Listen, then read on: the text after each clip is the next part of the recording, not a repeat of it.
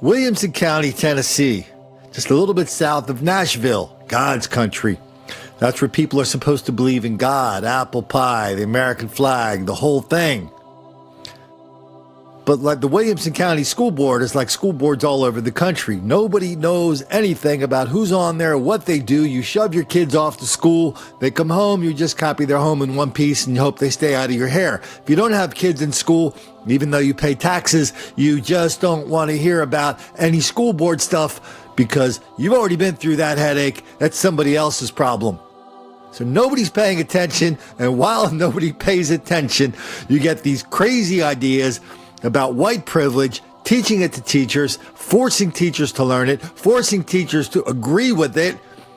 And if this is happening in Williamson County, Tennessee, what do you suppose is happening in the rest of the country?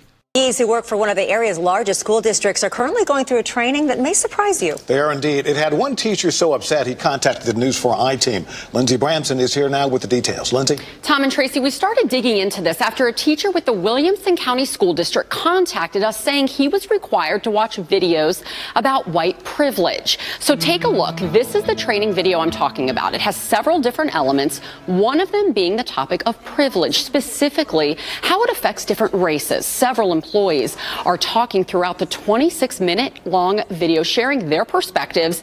And let me tell you, they don't hold back. They're employees of all different races and both genders. Let me go ahead and show you some of the video that led to the teacher contacting us.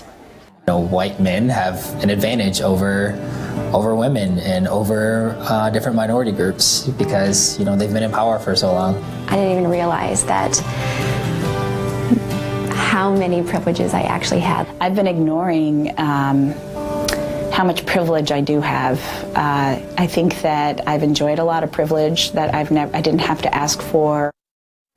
And after these employees are done talking, there's then a slideshow that includes this. While acknowledging that white individuals do enjoy unearned advantages that society does not necessarily offer to individuals of color.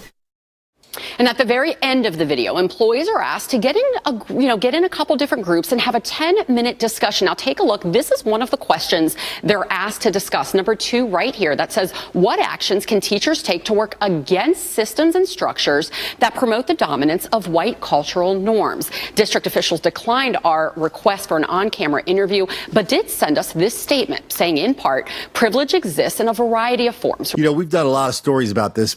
Teacher training teachers about how they're racist and how they are personally responsible for the white racism that has destroyed so many black people's chances to get a decent education. Please, the one course we concentrated on was called Courageous Conversations by Dr. Glenn Singleton. In his book, one of the parents went up to Dr. Singleton and said, Dr. Singleton, I've noticed a lot of kids in class, a lot of the black kids in class, they're very violent. What's that all about?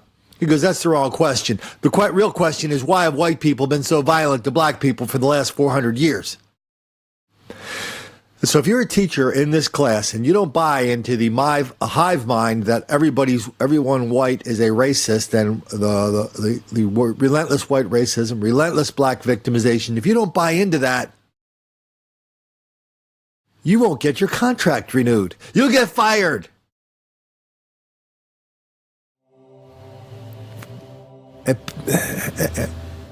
And so here we have 2 stories, both out of Nashville. One day they're showing how we're forcing teachers to take this training in white privilege, how that's causing so much damage to black people in schools.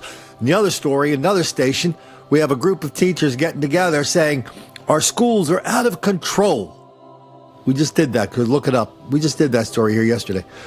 Our schools are out of control because of violence, mayhem, chaos, and it's all in chocolate schools with chocolate students. Do you suppose there's any relationship between blaming white people for everything and black people being out of control? Think about it, but not too hard, because that will make the black kids angry.